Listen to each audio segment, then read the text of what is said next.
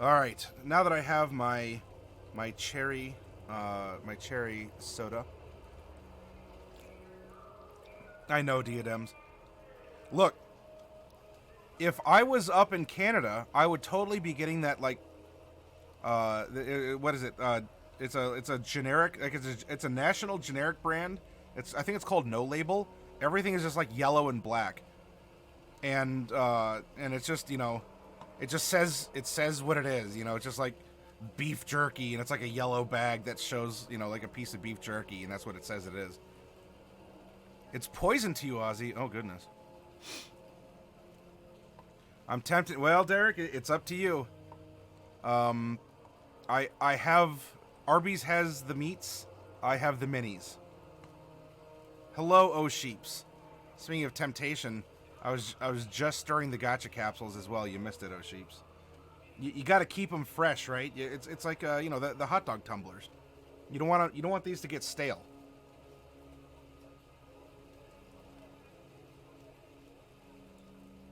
A minis meetup.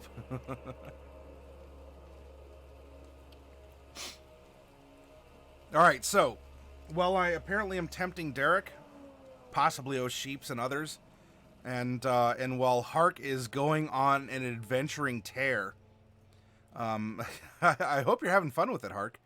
They're there for that. I want to talk about Humblewood. Not in a bad way. It's actually, nice and delightful. It's very accessible. This was a Kickstarter.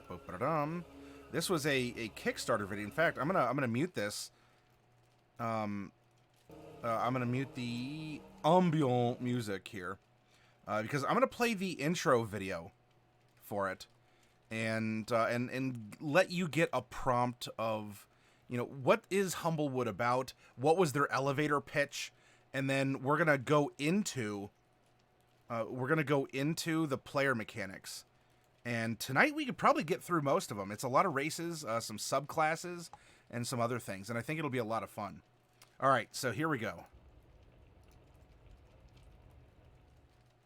The roots of Alderheart have held strong for thousands of years. I'll have to do it like this, I guess. Shelter, a bustling haven, and a beacon of promise for travelers and merchants from the furthest reaches of Everden. But this age of relative peace has come to an end. A strange corruption has taken hold in the deep forests of Humblewood. The elements of flame have awoken, determined to spread their relentless destruction. Without aid, Alderheart will surely fall. I ask you now, adventurer, will you heed our call? Humblewood is an exciting new campaign setting for 5e that includes original Birdfolk player races, new monsters, magic items, and a compelling adventure for 1st to 5th level characters. The Humblewood campaign setting has everything you'll need to soar into a woodland adventure or bring birdfolk into your own campaign world. Quick reference cards and beautiful art will inspire players and simplify gameplay. Use maps and cardboard standees to plot out your combat and travel. Stretch goals will unlock additional maps, expanded campaign content, and more playable races. You are the heroes we need. Answer the call. Back Humblewood today. There we go. So if any of you, this certainly can invoke many concepts of storytelling. You have the Redwall series. You could even go into, well, I don't know if it would exactly be like, I don't think it'd be like Watership Down necessarily. Like, yeah, there were sentient rabbits and such, but it wasn't quite the same. Anyway, you have fun. You're playing as a bunch of woodland creatures. It's sort of a vast mystical world that is beyond the safe boundaries of the woods. Hey, Dogface Dad, welcome. And overall, it gives you a very comfy feeling to you know, to say, yeah, I want to play here. I want to adventure. In fact, I'm gonna put some Feywild music in the background. And there we go. Bring it down just a little bit here. All right. So I backed this. I got the look for it was $10, right? I have the PDF, and it came with some maps and some other things. Everything you need is $10 in a nice PDF, and we're gonna explore that right now. Of course, I mean there was more, and you could also go to, you know, if you want physical copies and such, you should be able to get them as Humblewood. Oh, cute little owl. I've had ugly Dave, he might hear even better news, so give me 2 gotchas. 2 gotchas. All right, O'Sheeps. I've had ugly Dave, he might hear even better news, so give me 2 gotchas. That, it did. Oh no, O'Sheeps, did you overdo it? Oh, okay, O'Sheeps. 4 gotchas. Okay, are you sure? Because after the program, if you didn't want 4, I could just pull 2 and give you a refund. Or are you crazy enough to go for 4?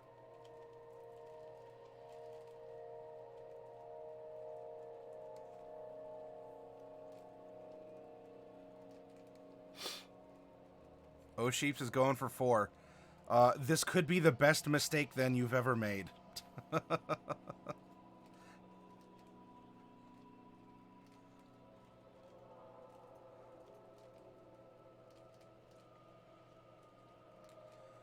So yeah, this was put out by the folks who make Deck of Many, Hit Point Press. This is, you know, so this isn't their first rodeo.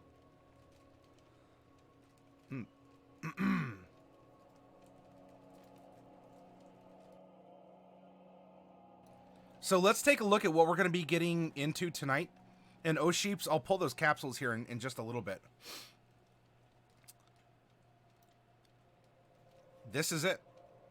A lot of the content here is this level 1 to 5 adventure, which I'm not going to get into because if you get this supplement, I want you to read the adventure. I want it to mean something to you.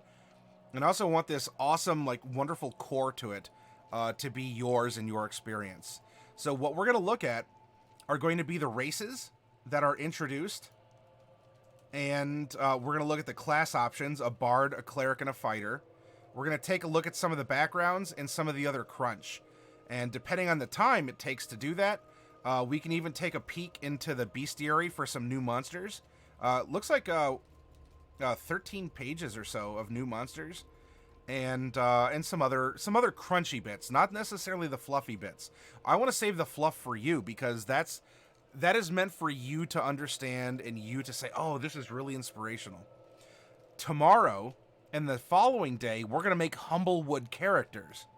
We're going to make a party of 4. And after that, on Saturday, to close everything up, we're going to create like a Humblewood setting, or like a little mini adventure for our little Humblewood characters to go on.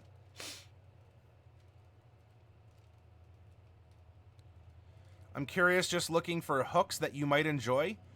Sure. If you see anything here, Derek, anyone else, if you see anything in the table of contents here you want me to stop on, let me know.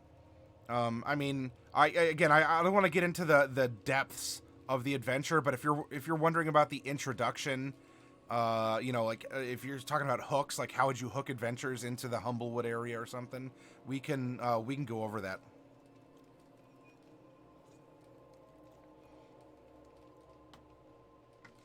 O'Sheeps, are you good for a little bit here if I start into this and then we can pull your capsules? Or do you need to get going tonight?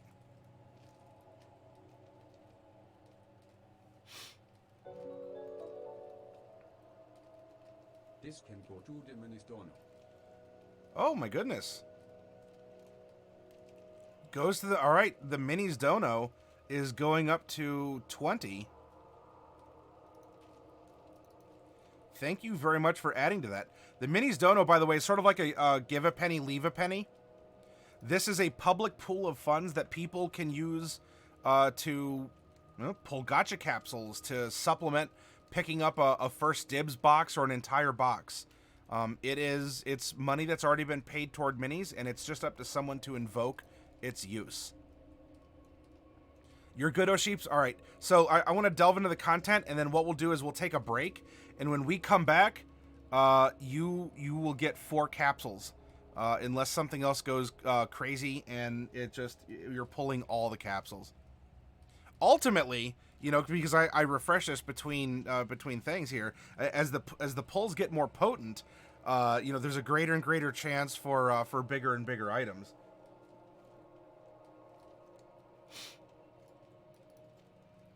Just remember, oh sheeps, if you get a prize goblin, you can't choose yourself. You have to play with others.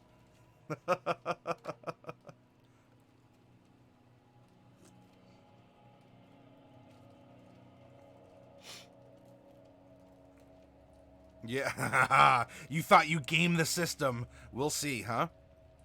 We'll see. All right. Let's get into it here. So if you manage to get past these adorable little owl drawings here, which, I mean, good luck with that. I will harness my willpower to do it for you here. There is some good setup. The introduction text and whatnot is here. It's fun. It primes you for what the content is to come. That said, I'm not going to worry about reading this. I will worry about looking at the little bird people, but just for a moment.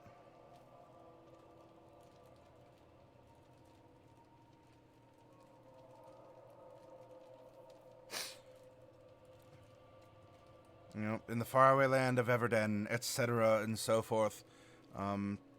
Go out with wide-eyed wonderment into the world, much like this little owl wizard, with a little acorn, probably a bell. If it's not a bell, it is in my imagination. And go and adventure, right? Are the illustrations not themselves enough to give you the conveyance of what Humblewood is? Not that you can't have like dark fantasy with woodland creatures. Look at Secret of Nim. In its own way. I mean, that's a little darker. It's could be a little scary.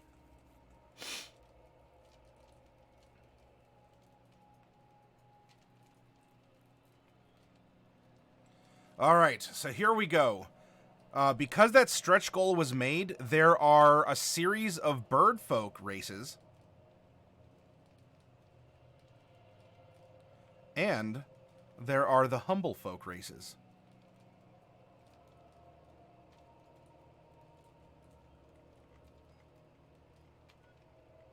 Yeah, thanks to Coffee, and if any of the others, like if you and Derek or Diadems or them, or if you're sort of going in tandem and helping to reward experience points, thank you very much for that. I sincerely appreciate that vigilance. Coffee's got this. Yeah, here we go. Just as Coffee says that, heart goes into the Underdark. All right. The various folk who make up the world of Humblewood are divided into 2 categories, the Birdfolk and the Humblefolk. While they resemble animals, the folk who inhabit the cities, towns, and villages of Humblewood are all humanoids. This chapter outlines the 10 core races, 5 Birdfolk and 5 Humblefolk, who make up the majority of characters found in the wood.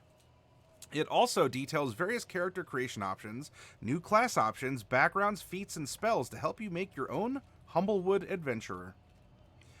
The Birdfolk races of Humblewood are as diverse and unique as the forest itself. Only the skillful survive the forest, and the Birdfolk have become masters of both the forest floor and the canopies above, creating several settlements, known colloquially as perches, throughout the wood.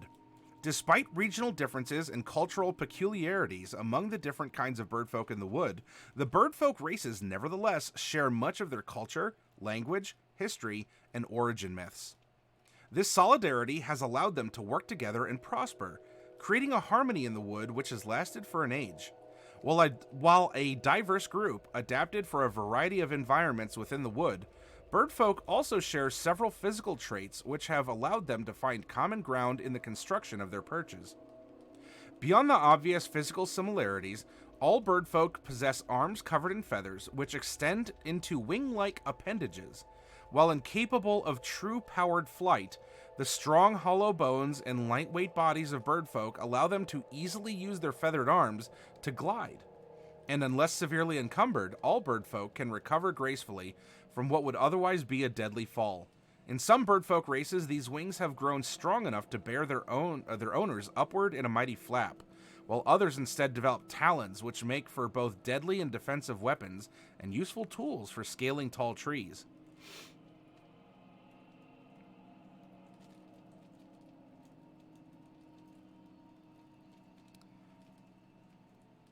The birdfolk have established themselves as a political force to be reckoned with in Humblewood. They shape their mighty capital from the great tree Alderheart. From this bastion of safety, their ruling body, the Birdfolk Council, makes decisions which impact all of Humblewood. The birdfolk are well defended from outside threats thanks to the Perch Guard, a force of soldiers trained in both aerial and ground combat that keeps their cities and denizens within safe. While Alderheart has been a beacon of peace and harmony for many years, the coming of the fires has thrown the region into chaos. The Perch Guard forces are spread thin across the Canopy cities, barely able to secure the main roads for merchants, while keeping their homes safe from the blazes. Now the great birdfolk cities face more threats from bandits and forest fires than ever before. Through it all, though, the birdfolk trust in solidarity between themselves and the diverse groups of habitants who call their perches home to weather the coming storm as they have so many times before.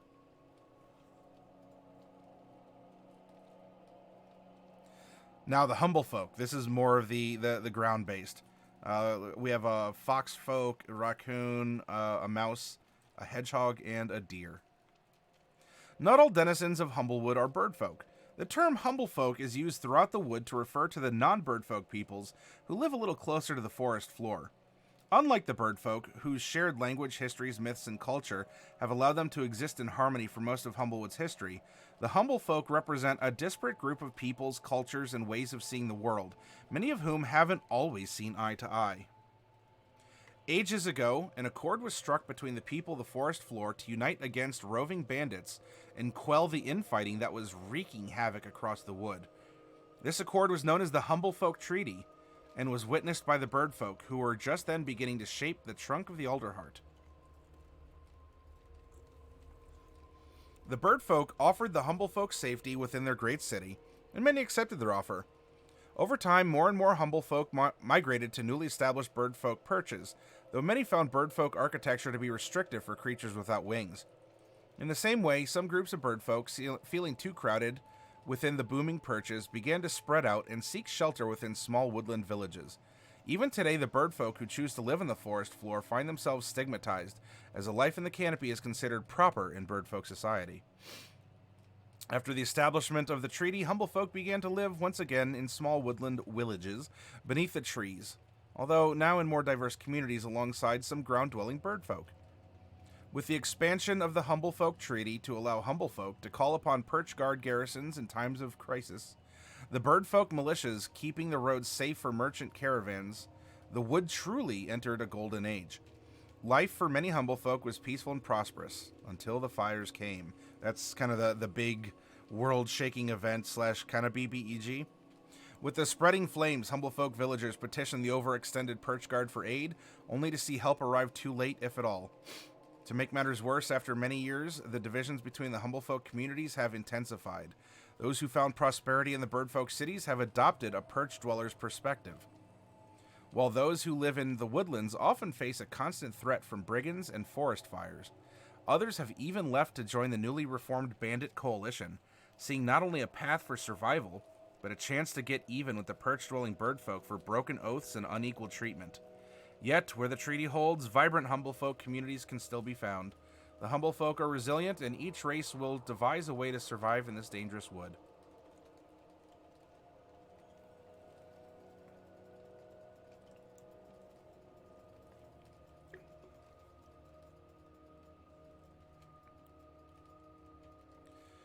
Alright, so we're starting with birdfolk races. Here we have the Corvum. Corvums are a crow-like race with dark feathers and sharp minds.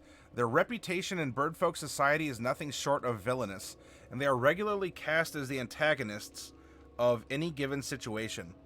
It's hard to say whether the Corvums are distrusted because they behave the way they do, or if they behave the way they do because they're distrusted. It's widely believed that Corvums only look out for themselves. Sometimes this presents as flexible morals, and at other times it simply means they follow a personal code instead of subscribing to general law.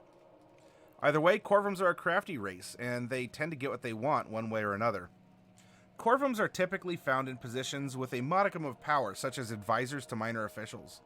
The stigma they face usually prevents them from attaining too prominent a position in birdfolk society, but Corvums are adept at working behind the scenes, spreading their influence subtly and to great effect.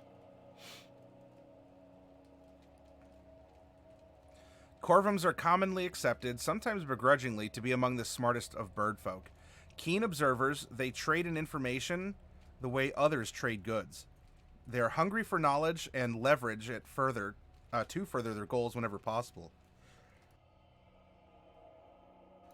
Their undeniable skill in matters of logistics and planning make them valuable to councils and powerful individuals alike.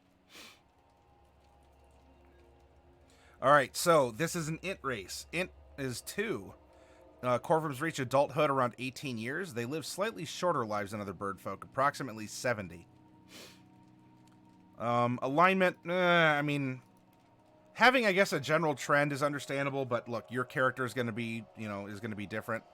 Because of this, they favor lawful alignments, but it's up to you, really. Size, Corvums cut imposing figures standing between 4.5 and 5 feet tall, encompassing a variety of different builds. They weigh around 100 pounds. Your size is medium. So they're about the size of a dwarf, D-O-R-F. Your base walking speed is 30 feet. They live 70, Black Wolf.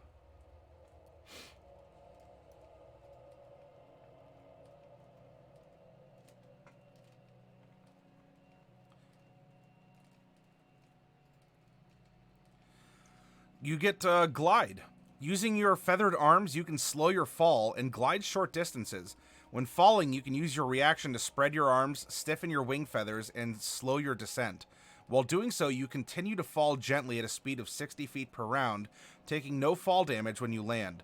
If you would fall at least 10 feet in this way, you may fly up to your movement speed in one direction you choose, although you cannot choose to move upwards, landing in the space you finish your movement. You cannot glide while carrying heavy weapons or wielding a shield, though you may drop any held items as part of your reaction to spread your arms. You cannot glide while wearing heavy armor or if you are encumbered. Hey, Nyx Cluster, yeah, it's good to see you. Welcome. Welcome. So this answers the question that was posed in Napoleon Dynamite. Do the chickens have large talons? At least the Corvum do, if you count them as chickens. Your sharp claws aid you in unarmed combat and while climbing. Your damage for an unarmed strike is 1d4 piercing. Additionally, you have advantage on strength athletics checks made to climb any surface your talons could reasonably grip. Learned. You gain proficiency in one of the following skills: Arcana, History, Nature, or Religion. Appraising Eye. You have an almost supernatural ability to appraise objects. By spending an action examining any object, you can determine any magical properties the item has, how they might be used or activated, as well as a fair estimation of market price. Using this skill strains the eyes, and you must complete a long or short rest before you can use it again. You can speak, read, and write Birdfolk. You can also understand Orin, though you cannot speak it naturally. Now, there are 2 sub-races. So our base Corvum is int based. And let's take a look at the others here. So we have a Dusk Corvum. As a Dusk Corvum, you are more at home in the bustle of society than in the wilds of the forest. You understand subtle social cues the way a hunter understands their prey, and you're just as quick to capitalize on advantage. Hey, Old Port Media. That's awesome. Any updates, like fun stuff that's happened, something memorable? You know, are you just like you're feeling awesome and fine for stepping up and doing that? Dex score increases by 1, so you could have a character 2 int 1 dex. You have advantage on stealth checks made in dim light or darkness, and you gain proficiency in the insight skill.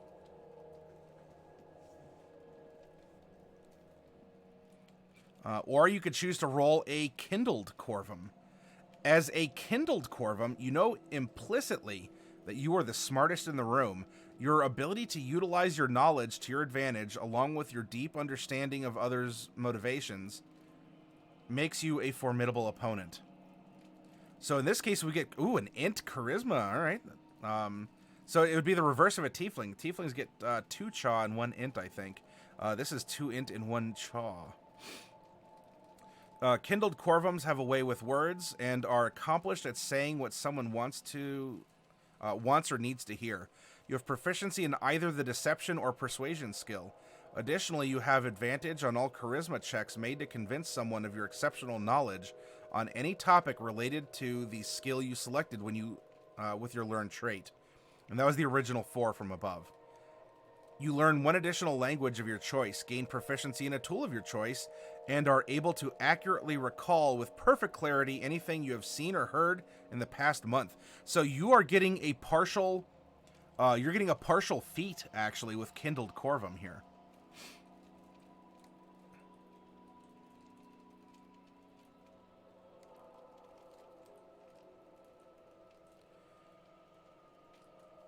This would certainly make for a powerful bard build. With the int and the charisma, and a lot of this flexibility, this would definitely be especially a lore bard, or even the College of Whispers, where you're spreading lies and slander, or you're just there to manipulate people. This one definitely seems like more of a roleplay list of features, because this one is certainly, this is in your face with physical, or more so to me anyway. All right, so we are going to leave the Corvum behind. If you ever need me to go back and talk about what you're seeing here, let me know. So now we have the Gallus. Now, so here would be the case where, do the chickens have large talons? The Gallus commonly dwell in small familial communities as opposed to the grand perches of the wood. Of the birdfolk, they are the most likely to be found living among the Humblefolk. Gallus have a deep respect for nature and a love of gardening unmatched by other birdfolk. They value their social bonds above all else and are always ready to help their neighbors and promote the common good. They are polite, but have little patience for deceit and rudeness. The Gallus are a varied folk, resembling as many different varieties of wildfowl as there are trees in the wood. Some are pheasant-like, others are grouse-like, while some resemble chickens or turkeys. There are dozens of variations of feathers, colors, and patterns, even between Gallus of the same subrace. The Gallus are proud of their appearances, but not to the point of vanity. Maintaining good grooming is akin to keeping a knife sharp and shows a level of respect for oneself. Birdfolk are generally welcoming to other races, but the Gallus are particularly well known for their willingness to include virtually anyone in social or familial groups. In Gallus culture, it is customary to always offer your seat at a table to guests. This is seen as the basis of a popular and hilarious children's story about a meal growing too cold to eat as the Gallus continually give up their seats to late arrivals at a party. Gallus are a social and communal folk. They tend to form close-knit communities wherever they roost, and their sense of pride in their community runs deep. When tragedy leaves children in their village orphaned, it is customary for Gallus families to take them in. Gallus value honest work such as farming and smithing, and share labor equally among all community members. There's nothing a Gallus would not give to their neighbors in a time of need. While other birdfolk might look down on a Gallus for their common ways, the Gallus have excellent interpersonal skills. They are insightful and empathetic, but not to the point of being socially exploitable. The Gallus have an ear for the truth, and often are capable of rooting out lies and dishonesty. No, Old Port, that was the first race that we started into.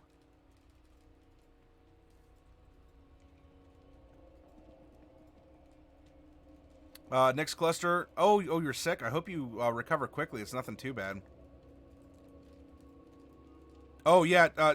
Next cluster, the DMG might seem intimidating, but there's so much stuff in there. It's interesting. It's nice and compartmentalized. You'll get a ton of info by doing so. All right, Gallus traits. Your wisdom score increases by 2. All right, so the base Gallus get a wisdom. Let's see. Age, maturity around 18. They can live anywhere between 70 and 100. Gallus are the most varied of the birdfolk races, ranging from just under 4 feet to just over 5 feet tall, and showing many unique builds. The variety of shapes and sizes means they also encompass a variety of weights, but most average around 90 pounds. Your size is medium. Also, base walking speed of 30 feet. Glide, as per before, you can use a reaction to stiffen your wings. So glide is seemingly going to be a steady thing for all the birdfolk here. Wing flap. As a bonus action, you can use your powerful feathered arms to propel yourself upward a distance equal to half your movement speed. You can use it in conjunction with a regular jump, but not while gliding. Communal. Whenever you make an intelligence history check related to the history of your race, culture, or community, you are considered proficient in the history skill and add double your proficiency bonus to the check instead of your normal. Militia training. You have proficiency in simple weapons. Okay, it's pretty broad, and as a race, getting all simple weapons could be good. I mean, you think of things that might use wisdom, like monks that get that, or a cleric. Clerics get that too. But just because you're a base wisdom doesn't mean that you're not a wizard. Wizards can absolutely use wisdom, especially as they're delvers in the arcane arts, and that's what a lot of magical saves are against. It's so to also have the ability to wield more weapons than just the quarterstaff dagger and the couple other things could be very interesting. Not that dwarves don't have, because dwarves get some special weapon training. This is just a very broad selection. Of the people, you gain proficiency with the artisan tools of your choice: brewer supplies, carpenter's tools, or smith's tools. Languages: you can speak, read, and write birdfolk. You can also understand Oran, though you cannot speak it. I've noticed in some of the more recent, even the official settings or rules for D&D, such as Eberron 5th edition, not the grand scheme of Eberron, 5th edition, Guildmaster's Guide to Ravnica, and you even see it in Acquisitions Incorporated. There's a lot heavier lean on giving some kind of a skill set or a tool set to, a race or a class, or, to make everything more, I guess, hands-on in that regard. I'm not saying it's a bad thing. I don't think ultimately it's going to be a campaign breaker. Your DM's going to say you're crafting too many daggers and your blacksmithing skills are increasing too rapidly because of that.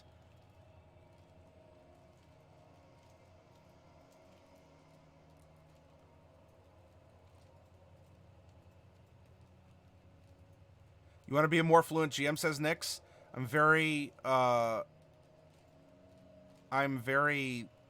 leem? Is that leery? To run my actual campaign? To run your actual campaign soon.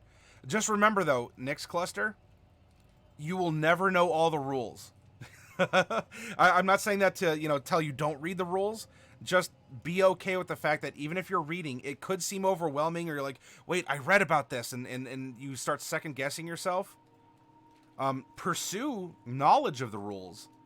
Don't get too caught up in them or think that you've somehow failed if you haven't memorized them all. Even after reading or making some, highlighting in your book or putting in, bookmarks. Keen. Okay, keen. Got it. All right, let's see the sub races. You could be a bright Gallus. And by the way, that is a very bright picture, is it not? All right, so you could be a bright Gallus. As a bright Gallus, you are a natural leader. Growing up in your close-knit community has taught you how to inspire others and rally folks to a common cause. This air of command follows you wherever you roam. So Wisdom 2, Charisma 1. By spending an action and giving words of advice or encouragement, you can inspire an ally who is able to see or hear you.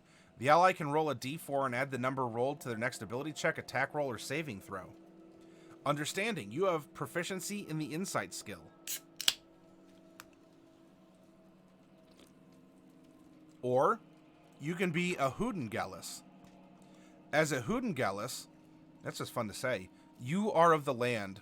Like an Amaranthine Hanera, you have a unique connection to the great rhythm of nature, and in return, the rhythm grants you many gifts. This innate bond with nature may alienate you from city life, but you will always have a home within the more remote parts of the wood.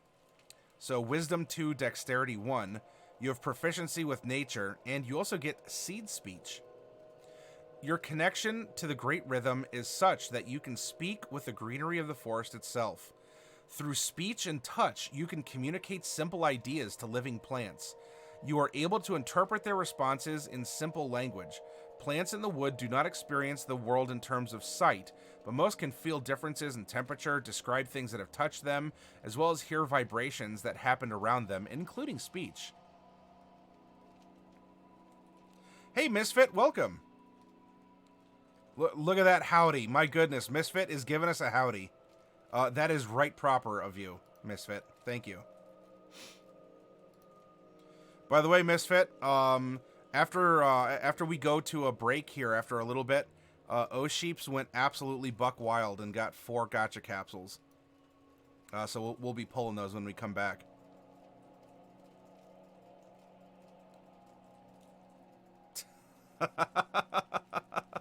There, thank you, O-Sheeps. So yeah, you can play this wonderful, colorful pheasant. You could play a, whatever kind of wildfowl or chicken, or I know it's PG-13. You're welcome to think it.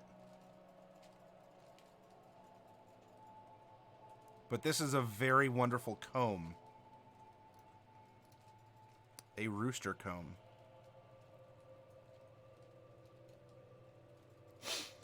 Oh, Sheeps is on the edge.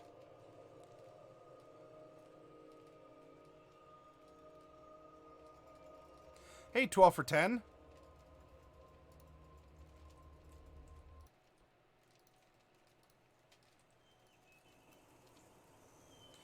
All right, now we have the Luma. Looks like a Dovefolk. For sake of time, I went through some fluff, and I think you get an idea for what's here.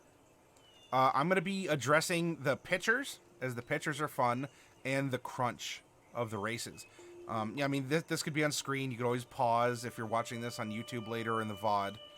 And, hey, if you are, hello from the past. That's right. I'm on to you, future you.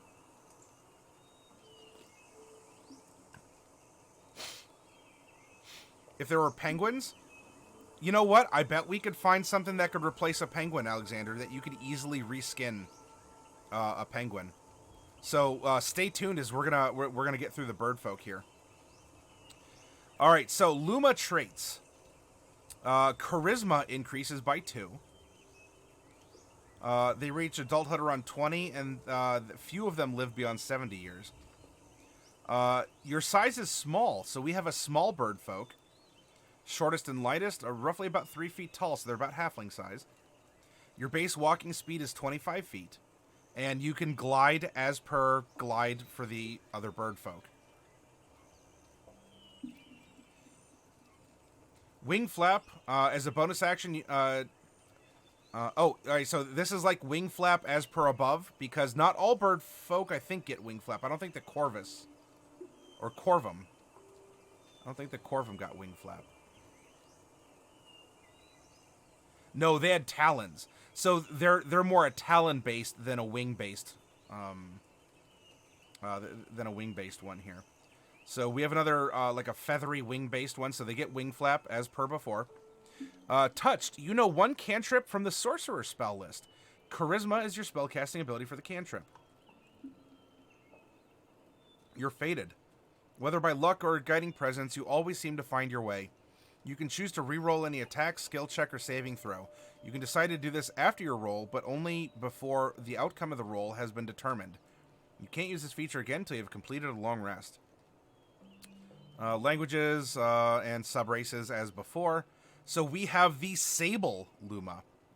As a Sable Luma, you are often found on the fringes of social situations. While you are overlooked by the crowd, your gifts are undeniable.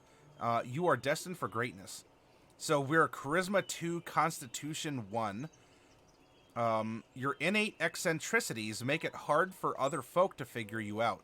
When someone performs a Wisdom Insight check against you, they have disadvantage on the roll. Additionally, you gain advantage on Charisma Deception checks made against creatures that are not Lumas. Resilience. You have advantage on saving throws against poison and resistance against poison damage. Kind of a... So we're like a halfling with some dwarven... Well, no, I guess that would be like a stout halfling. Somewhat equivalent. Although more of a charismatic stout halfling.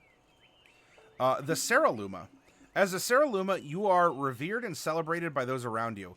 You have an almost unnatural beauty and grace, inspiring admiration in some and jealousy in others.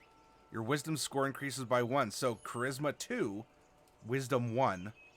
You have proficiency in the performance skill. And Songbird, when you perform, you can demonstrate the innate and mystical power of your charisma.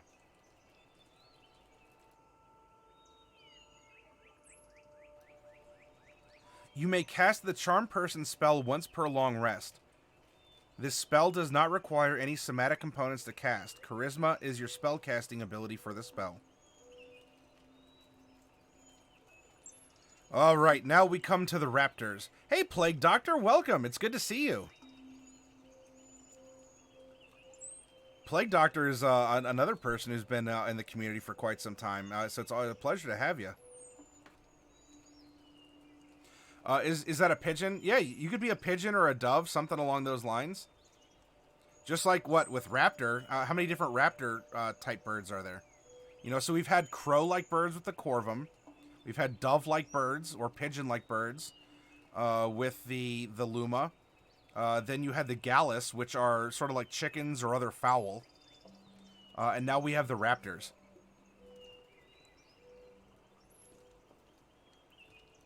Again, I'm going to skip the fluff. We're going to delve right into what it means to be a Raptor. Your dex score increases by 2. Raptors reach maturity around 20 years. They can live longer than any other birdfolk race, over 100 years. You are small. Raptors are lean, muscular hunters, but they stand less than 4 feet tall. Their light builds usually lend themselves to bodies that weigh far less than one would expect for their height. And your base walking speed's 25 feet. Glide, per above. Talons, like the Corvum. So instead of getting that burst of speed or that ability to, like with a flap you fly up, you can use your talons in combat or to climb. You have proficiency in the perception skill. Woodland Hunter, your accuracy allows you to treat 3/4 cover as half cover and half cover as no cover. This is like the sharpshooter, if I recall correctly from the player's handbook. This is like the sharpshooter trait, or the feat, as well as the spell sniper. So that's kind of cool that that's built in. Yeah, sharpshooter-ish. Daily, well, we just started into the bird races. We're into the fourth of 5 bird races. And then there's still the 5 Humblefolk races, the ground folk. Right now we're talking about the Raptors. Hunter's training. You have proficiency with the longbow, shortbow, and spear. Additionally, your familiarity with the longbow means it is not considered a heavy weapon for you. And that's important because as a small creature, you otherwise get disadvantage. So this is canceling that out. You have this little raptor bird hunting in the woods using a bow that's as tall as it. Oh, daily, yeah. This is absolutely this is fun stuff. I'm really digging this.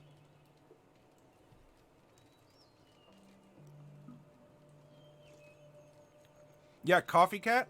If you want to give special fun roleplay bonuses or something for any pulls from the deck of many things, you're welcome to make stuff up and challenge the adventurers. You have full permission as a mod to do so. You're going to be playing as a Wookiee assassin in a new campaign. Should be quite interesting. Which are you doing? Which are the 3? Because there's like 3... They're titles that can work with each other, but in the current generation of Star Wars RPGs, are you the one on like the outskirts? Oh, this is in Dark Heresy. Oh, all right then. Hi, Dark Heresy. I'm familiar with that game. It might be a mess. Hello. What was something cool that happened with you, Misfit? Plague Doctor, I sincerely hope you enjoy your character, and you have a blast, and that you're only somewhat attached. So we can be a Marin Raptor. So remember, we have a base 2 decks, right? Your intelligence score increases by 1. We have a swimming speed. Hey, a swimming speed of 25 feet. So I believe Alexander 1, if you're out there, you can probably reskin a Marin Raptor as a penguin. When you react with a readied action, you have advantage on the first attack roll, skill check, or ability check as part of that action. Yeah, so Alexander, I think you have your penguin right here. You have your main Raptor, traits.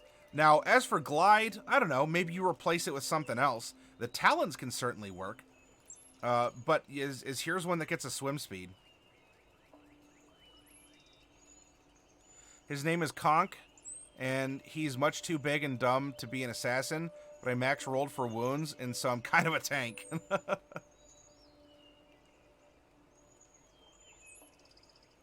Oh, glide but on the ground? Oh, yeah. So maybe you change it then. Yeah, it could be maybe an icy conditions or something along those lines. Fallon, that is an excellent point. So there you go, Alexander. I think we have your penguin.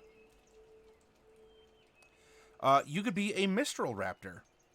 So you'd have a base 2 dex and all the above, though your wisdom score increases by 1. You have proficiency in the acrobatics skill, and creatures that attack you while you're falling, gliding, or jumping have disadvantage on their attack roll. And you might say, "Whoa, that seems really specific." Just bear in mind that the Birdfolk are the major races of Humblewood. There are a lot of good guys and bad guys in Humblewood that are birds that would wait for these opportunities. Especially, have you seen how other predatory birds hunt while they're flying or gliding or falling or striking from the air? So this actually, in the context of the Humblewood setting, or if you put it in your own homebrew world, I don't know if you have Aarakocra or something equivalent, or if it's just a very, it's an aeronautical based campaign. Maybe everything is like a Skies of Arcadia, right? It's all a bunch of floating islands. Everyone's flying. Everyone does cool stuff while they jump around. And so this could be a part of that. This would be important if you are sailing in the skies to have this ability, especially against, pirates or other attackers.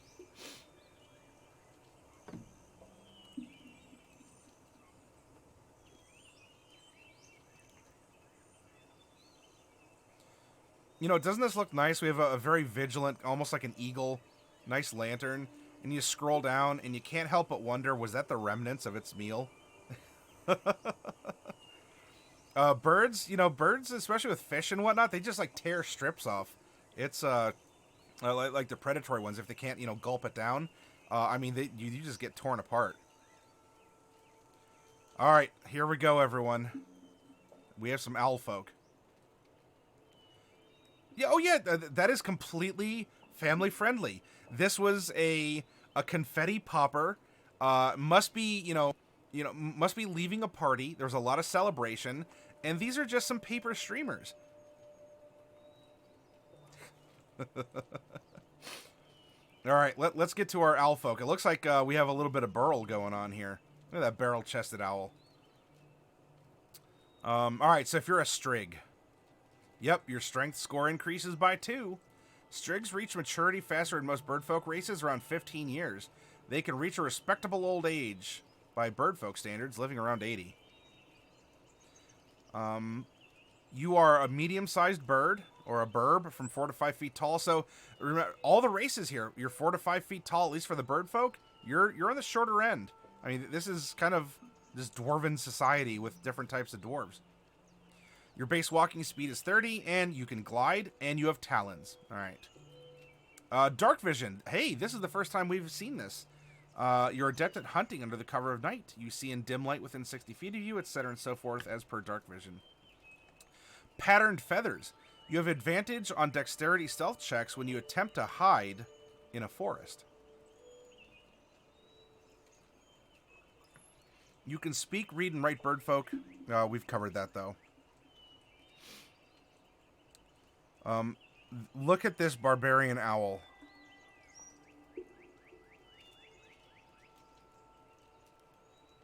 Of all things, wearing the skin of a predatory cat, interestingly enough. Yeah, Hark, you just have a thing for Strahd. Yes, master. I'm coming, master. Summon me to your castle, master.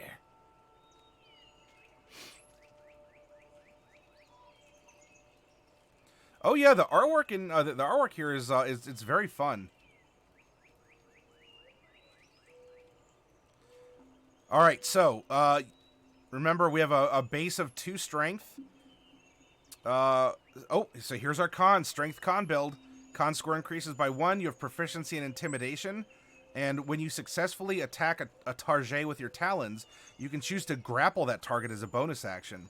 This is the stout Strig. Or you could be the swift Strig. Pardon me. As a swift Strig, you are a powerful force in the woods, or in the wood, who ranges far and wide without ever missing a step. You are most capable when immersed in the forest. Dex increases by 1, so strength 2, dex 1. Base walking speed is 35 feet, so we have kind of a wood elf here. And you have proficiency in the survival skill.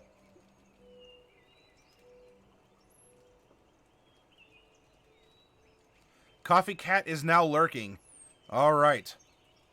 So if Coffee Cat is retiring, either another mod will have to step up, or adventurers are going to have to wait, because when I'm going through this content, I can't add experience points for folks who win. The time to misbehave.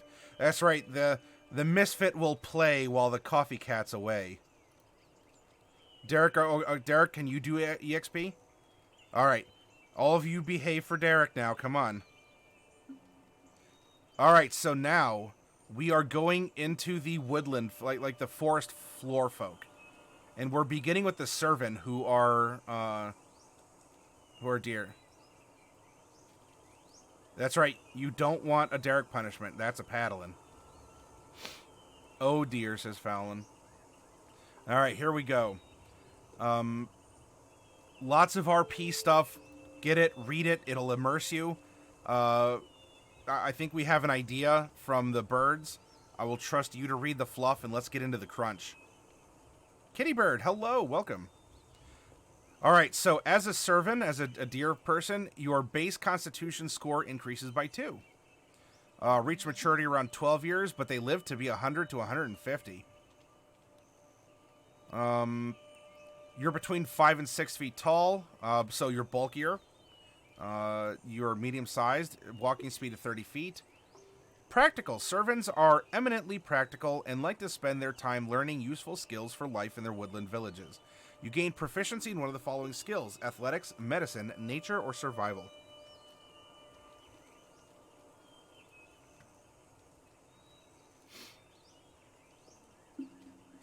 Surge of Vigor. All servants possess a great tenacity and will to survive, which allows them to bounce back from even the most devastating blows. If an attack deals over half of your current remaining hit points in damage, even if your hit points are reduced to 0 by the attack, you immediately regain hit points equal to 1d12 plus your Constitution modifier. You can't use this feature again until you've completed a long rest. So it's kind of like the half-orc and the orc ability, which I lovingly call a focus sash.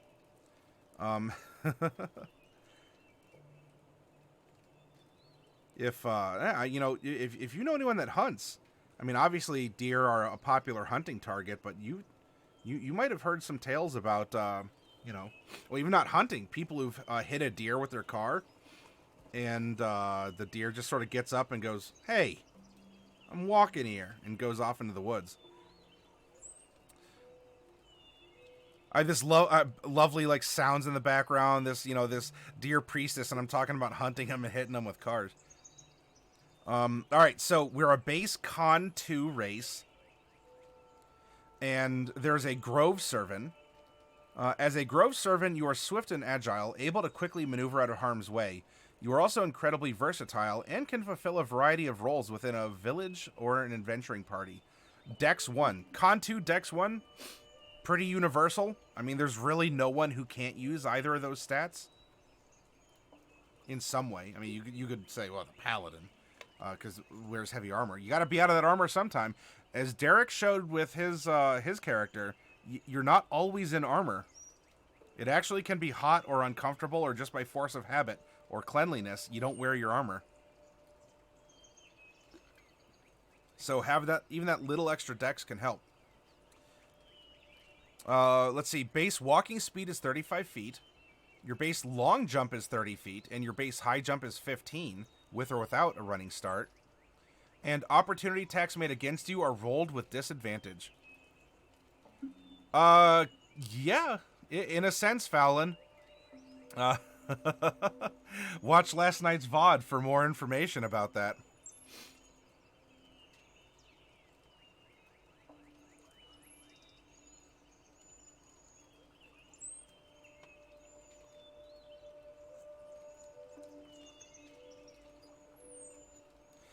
Though, despite Derek's character having a brief moment au naturel, Jacob was not the butt of a joke or the joke of a butt.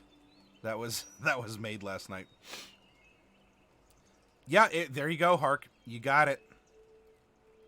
Absolument. Or a barbarian. Remember that too. And barbarians can always use con. I mean, as a barb, this wouldn't be very bad. Look at this. You have an increased speed already. You know, this is the barbarian, maybe in Diablo 3, but in Diablo 2, where you just go and you jump halfway across the map. Oh my goodness. Like, yeah, this would be really powerful. Fallon with the 4 months. My goodness. Thank you very much, Fallon. I very much appreciate that. And hey, and as you know, that goes into miniatures that we're going to be giving away this coming Wednesday, the 21st. All right, if you don't want to be a Grove Servant, you can be a Pronghorn Servant. Strength score increases by 1. Con 2, Strength 1. Your carrying capacity is doubled, as is the weight you can push, drag, or lift. Antlers. You have a set of large, strong antlers that can be used to make devastating charge attacks. You can use your unarmed strike to gore opponents, dealing 1d6 plus your strength modifier piercing damage on a hit. Additionally, if you move at least 20 feet in a straight line towards an opponent, you can spend a bonus action to charge them, dealing an extra 1d6 points of piercing damage. If the target of your charge is large or smaller, they must make a strength saving throw against the DC of your proficiency bonus plus 8 plus your strength modifier. On a failure, the target is pushed 10 feet away from this, from you into a space of your choice. Not only can you gore him, you can push him.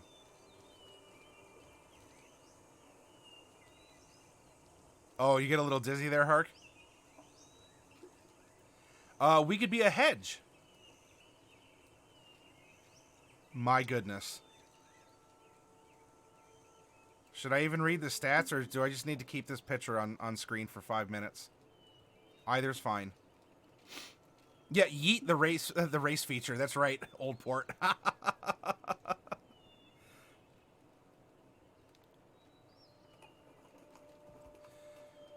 All right, so obviously you're a hedgehog. Charisma score increases by 2 and wisdom increases by 1, so we seemingly have this is a fixed race, kind of like a tiefling or a dragonborn.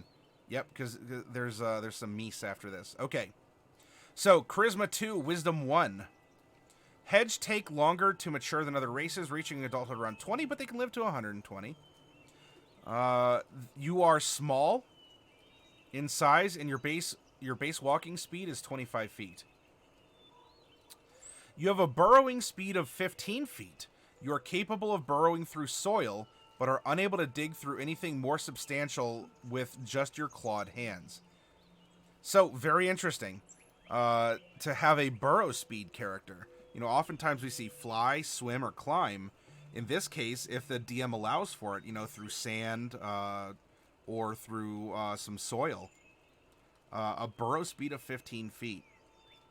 Now, the one thing that is missing here that you find with a distinct description in the monster manual, there are creatures that burrow, or they have something like the earth elemental that is earth glide. And what that means is that they do not leave a tunnel behind them, or at least a usable tunnel that other people could follow behind. Now, some other creatures have a dig speed, where they do create a usable tunnel behind them. I would imagine by default, this is a personal burrowing speed. And so there is nothing that is left behind. That said, because rules as written do not say, this is not official D&D product. So I don't know if this was an oversight or just presumed, or if we're implying rye over raw. You would not leave a tunnel behind you. I mean, because remember, where are you going to move the earth, right? If you scoop earth out, you have to put it someplace. But so you're going to get a burrowing speed of 15 feet. Spiny quills. The backs of hedges are covered with spiny quills, which make it impossible for hedges to wear armor. These quills provide exceptional protection, therefore you have a base armor class of 14 plus your dex modifier. Even though you can't wear armor, you can still benefit from the armor class bonus provided by shields, so long as you are proficient with them. This would also make a very interesting barbarian. Curl up. You can use your action to curl up, exposing attackers to a wall of your toughened quills. While curled up, you cannot move, attack, or cast spells with somatic components, and your base armor class becomes 19. You cannot benefit from any dexterity bonus to armor class while curled up, but you can still use shields. Any creature that misses you with a melee attack while you're curled up takes 2d4 points of piercing damage from your sharp quills. If a creature hits you while you're curled up, you are knocked prone in your space at the end of the turn. You may uncurl yourself at any point during your turn. Of course, this would lead someone to want to toss the party hedge. Maybe especially the barbarian, since we keep talking of barbarians. Because why wouldn't the person playing the hedge want to curl up and have Kronk the barbarian hurl a spiked defensive ball into the midst of everyone? Don't think y'all haven't thought of that.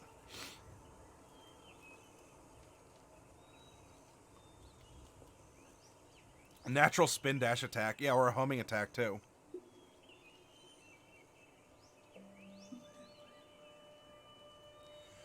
Forest magic. You have a deep connection with the magic of the wood. You know the Druidcraft cantrip. Additionally, you can cast Animal Messenger as a second level spell once with this trait, and regain the ability to do so after a short or long rest. Charisma is your spellcasting ability for these spells. Speak with bugs. Through sounds and gestures, you can communicate simple ideas with creatures of the beast subtype that represent insects, spiders, worms, and other creepy crawlies, regardless of their size. Probably before you eat them. And languages, you can speak, read, and write Birdfolk and Hedge.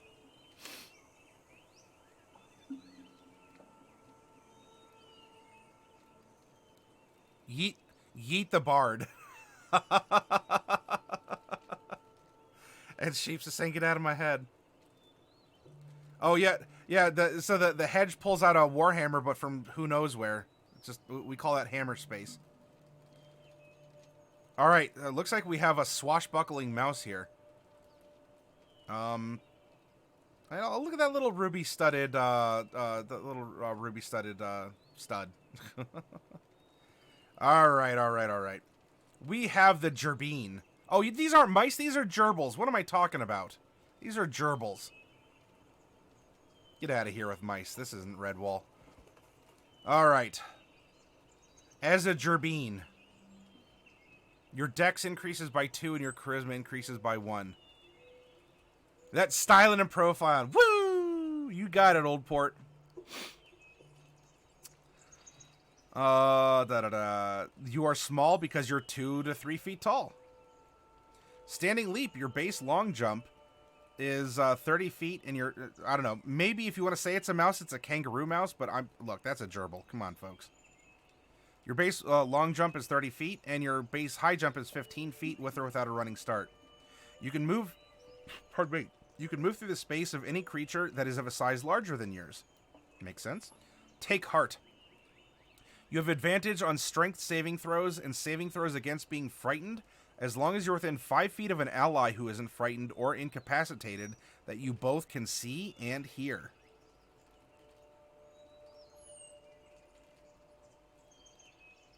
This is very interesting. You have advantage on strength saving throws and saving throws against being frightened as long as you're within 5 feet. So it's like you hanging onto their pant leg, right?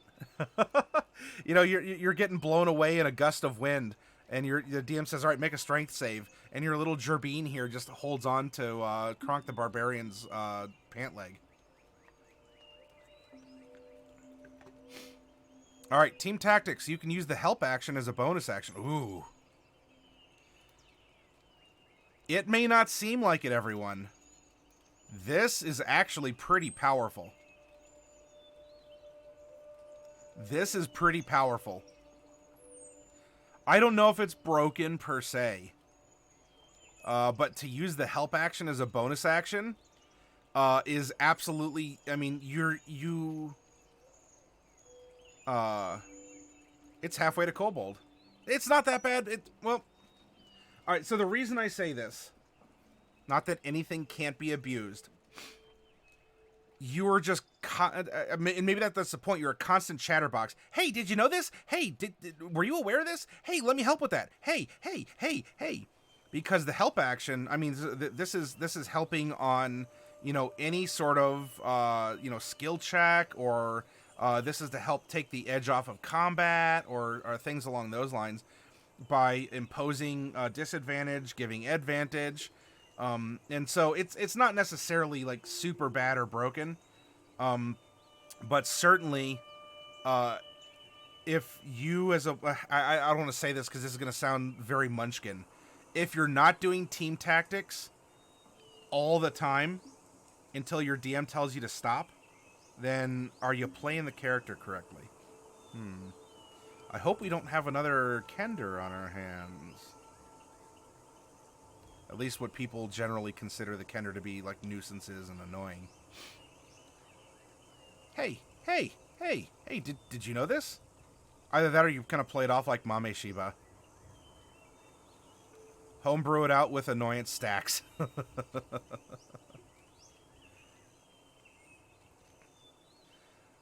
A Mapach. Yeah, Coffee Cat, you got it. I mean, so this is awesome just remember in roleplay, like if you take it as mechanical, just keep telling everyone you have advantage on everything that they do. That's fine. In roleplay, it's you going, hey, did you know this? Hey, I read this magical fact. Hey, you better strike while the the tail is turned. Hey, I'm gonna distract this enemy. Hey, enemy. Hey, enemy. So Gerbeens are definitely very, very active critters. All right, let's take a look at what our raccoon folk get. So our wisdom score increases by 2, and our constitution increases by 1. Mapachs or Mapachs. Mapachs? Oh, they mature very quickly, around 8 years, but they live only to 60.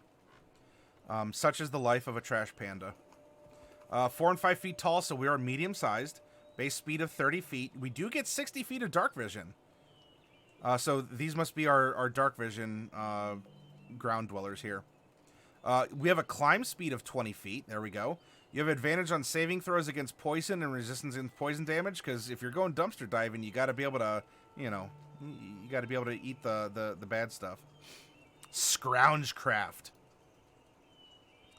You are proficient with Tinker's tools.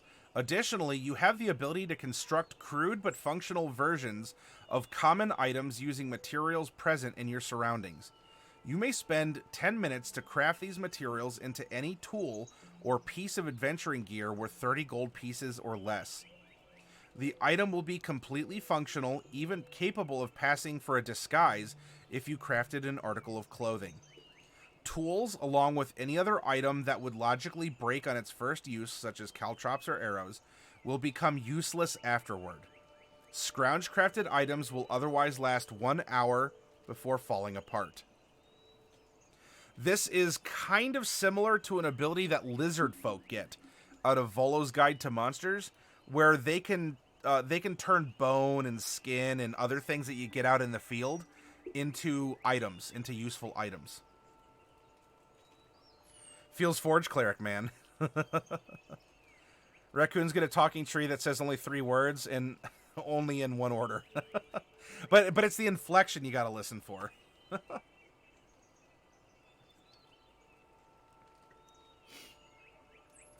This continues. Depending on the materials available, a game master may rule that you cannot craft an item in this way. For example, a vial of acid may be easy to make if you happen to be near a nest of acidic beetle larvae. Or, bark can be bound into a makeshift flask, but it would be difficult to create a passable facsimile of silken robes from a pile of leaves.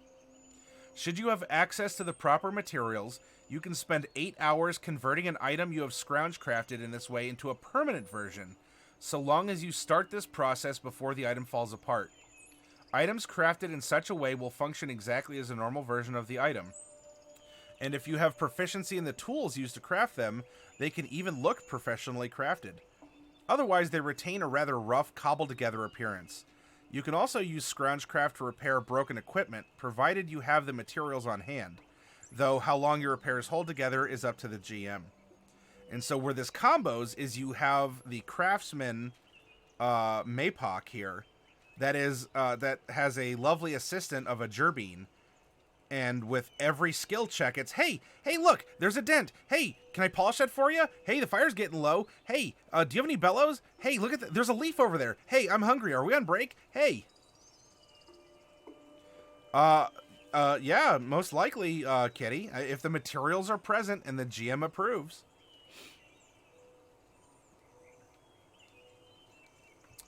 Skulker.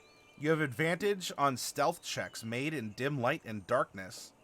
And you can speak, read, and write Birdfolk and Mapach. Yeah. Hey! There we go. Look at that raccoon. Just making a fun little bird toy. Not a Jerbeen in sight.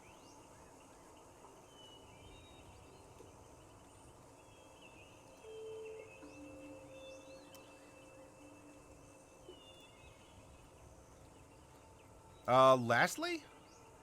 Yes. Lastly, for this part of the workshop before a break, we have the Vulpin, which, as you can tell, are cat people. No, just they're fox people. Where's Mizra D Fox, or where's Fox in the box when you need him, huh? All right, so here are the Vulpin. Look at that, it's a brandy snifter. What are you doing? Anyway. Taking a look at the Vulpin, your intelligence increases by 2, and your charisma increases by 1. Vulpins are mature at an average pace, can be comparatively long-lived, so they reach adulthood around 15 years and live well past 90. Medium-sized creature, walking speed of 30 feet. You do have dark vision.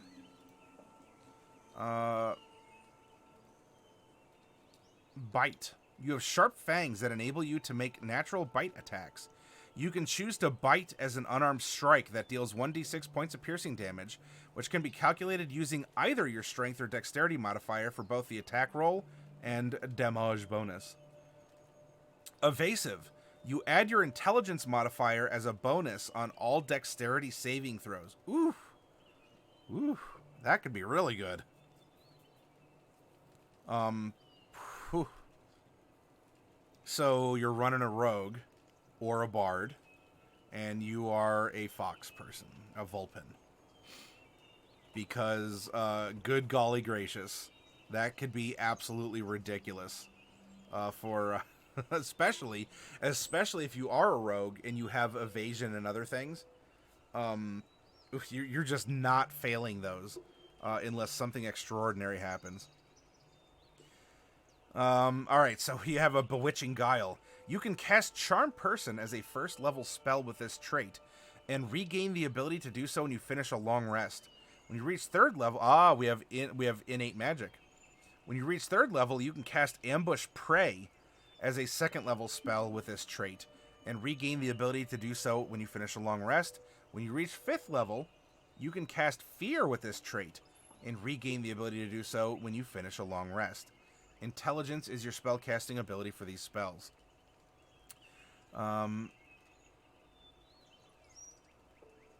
Yeah, that's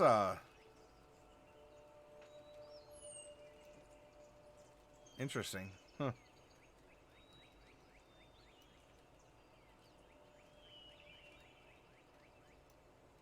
I like the little pocket watch, by the way.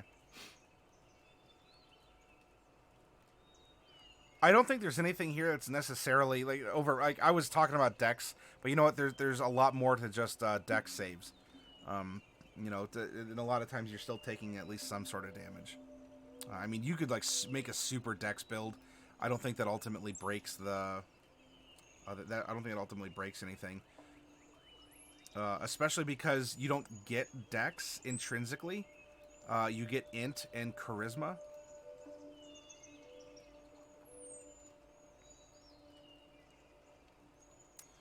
I like them. They're very flavorful, very well illustrated, lots of fun. These set the stage for the Humblewood campaign setting, I think, very well. So what we're going to do, everyone, let's take about a 10-minute break, get a snack, get a drink.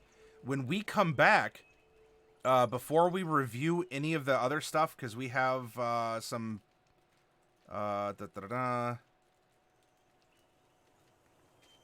good. They do actually have a base chart here. We're going to get into more of the player... more of the player mechanics. Class options for Bard and whatnot. But I don't want to show too much ankle here before it's time. And IOO Sheeps for Gotcha Capsule pulls. So we will be right back in about 10 minutes, everyone.